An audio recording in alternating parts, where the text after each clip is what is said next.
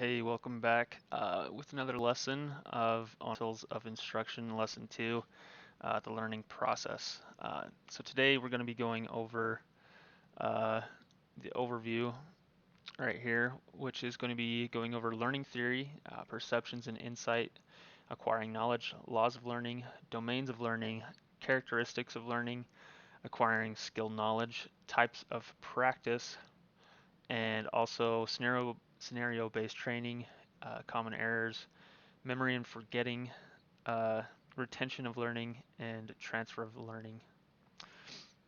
So starting off with the theory of learning, the learning theory is a series of principles used to explain how people acquire skills, knowledge, and attitudes. We have behaviorism. This is based on uh, what's happened in your past will predict your future and your rewards in the future because of a response of external stimuli. And then we have cognitive theory, which focuses on what is going on inside the mind, which is basically the process of thinking and learning. And next, the information processing theory. The human brain processes information like a computer by retrieving information, storing, and processing that information. Moving on to perceptions and insight. Um, all learning comes from perceptions that are uh, come from the brain, come from the five different senses to the brain, and this learning occurs more rapidly and permanently when we use all the senses um, in teaching process. Factors that affect perception are the physical organism, so our senses, goals and values. What our goals and our values are in our life will affect how we perceive things. Our self-concept, whether we think of ourselves as confident or not confident, affect how we perceive the world. And time and opportunity, it always takes time to perceive things and to learn. And then the element of threat or fear, this is a negative perception that basically limits the learning process. Next, insights. Insights involve the grouping of perceptions into meaningful wholes. Creating insight is one of the instructor's major responsibilities.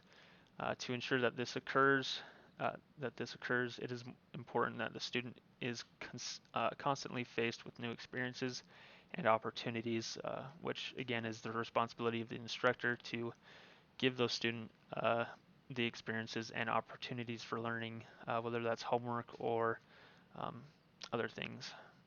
Insights will always occur eventually, whether instruction is provided or not. So 3 stages to acquiring knowledge. When we have memorization or knowing, the student just basically knows of it, knows the facts, and they commit them to memory. Next, we have understanding, which is basically what it sounds like is understanding the principles and knowing how they work. And next, we have concept learning, which is doing. This is where we get into application, and the student is able to apply the knowledge in a way that helps them uh, fix problems in their real life and solve complex problems.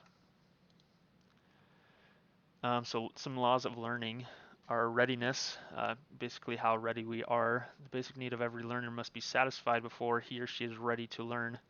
And this is what we kind of covered back in lesson 1 on Maslow's hierarchy of needs. So if you want to review that, you can go back and review Maslow's hierarchy of needs. Next, we have effect. Learning is strengthened when accompanied by a pleasant or satisfying feeling and weakened with uncomfortable feelings. Uh, Next, we have exercise.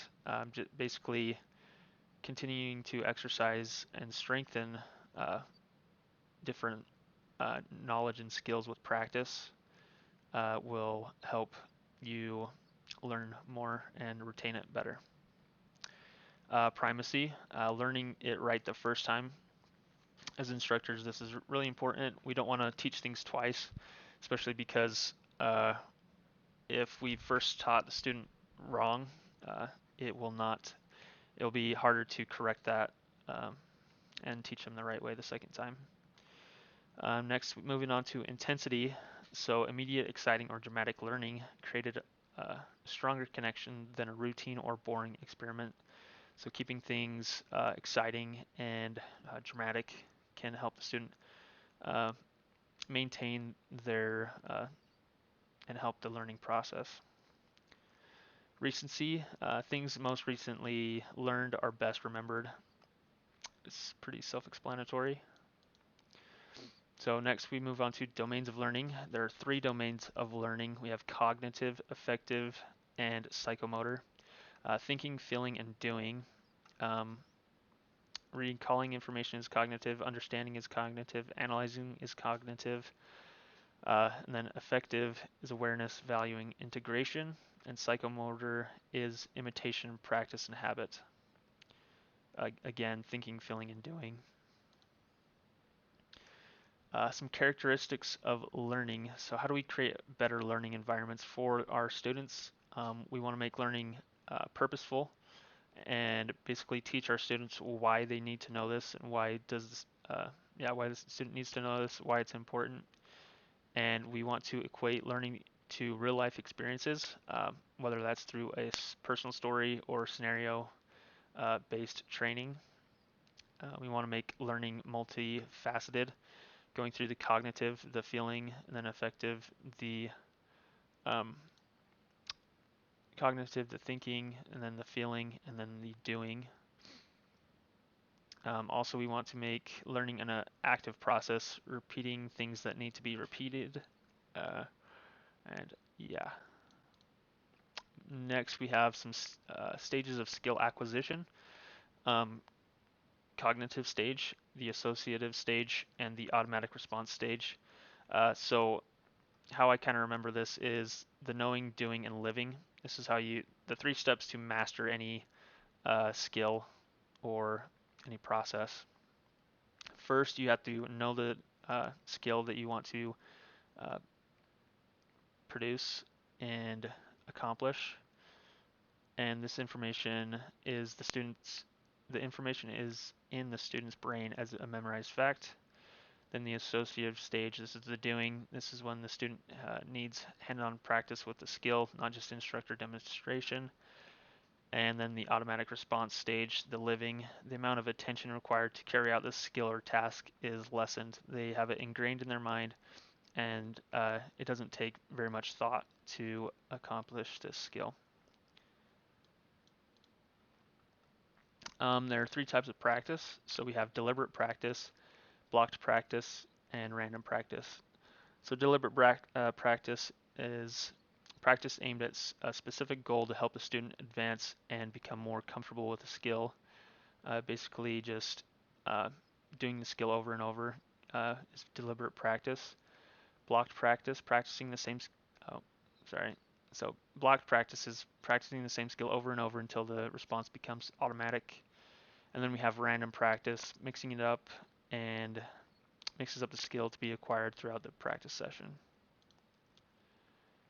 Scenario-based training, training not based on normal routine, but rather based on real-life scenarios.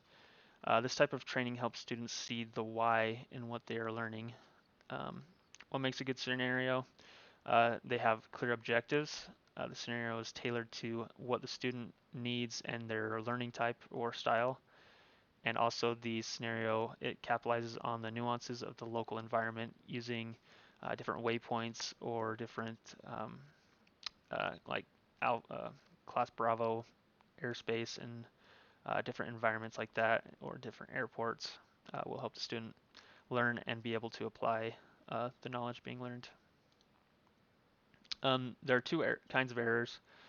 We have the slip, which the slip occurs when a person plans to do one thing and then inadvertently does something else.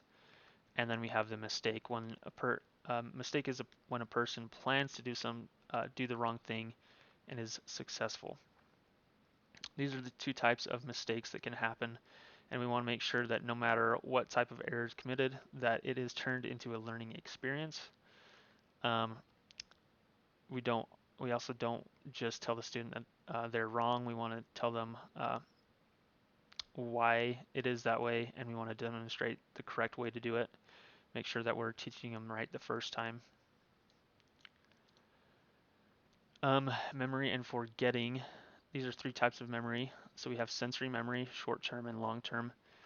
Sensory memory is part of the memory system that receives initial stimuli from the environment and processes them according to the individual's perceived concept of what is important. Then we have short-term memory. Uh, this memory is basically like the RAM on a computer. If you know what RAM is, you'll understand this, but if you don't, it's basically what it says. It's short-term memory. It's only stored for 30 seconds and then quickly begins to fade. And short-term memory is both time limited and has a limited capacity. And then we have long-term memory, which is like hard drives on a computer, which storage of long-term storage of relatively permanent information and has an unlimited capacity. Forgetting. So there's different types of forgetting. We have retrieval failure, where the brain is unable to retrieve the information that is they need to pull back up, the tip of the tongue phenomenon. Then we have fading. This theory suggests that people forget information that has not been used for an extended period of time. Interference. People can forget things if other experiences have overshadowed them. And repression or suppression. Basically, this applies when you're stressed or something's making you stressed and you want to repress or forget the memory. So you push it away so you no longer remember it and you forget the feelings associated with that memory. Retention of learning. So how do we help our students retain what we've been teaching them? We want to praise the student when they need to be praised, when they're doing good. Um, Recall is promoted by association. Favorable attitude aids retention. Learning with all of the senses is most effective. Meaningful repetition aids recall. And mnemonics or acronyms like ANDs and UNOs. These all will help the retention of learning of a student. Transfer of learning. So the transfer of learning is broadly defined as the ability to apply knowledge or procedure learned in one context to a new situation. There's both positive and negative transfer of learning. Positive transfer is when the learning of skill A helps the learning of skill B. The negative is the learning of skill A hinders the learning of skill B. And as CFIs, we need to understand if a concept is either a positive way to transfer knowledge or a negative way. We want to avoid the negative ways as much as possible. And for the last slide, the sources I've got for this lesson came from the Aviation Instructors Handbook, Chapter 2. Thanks for listening. Let me know how I did in the comments, and I'll talk to you later. Bye.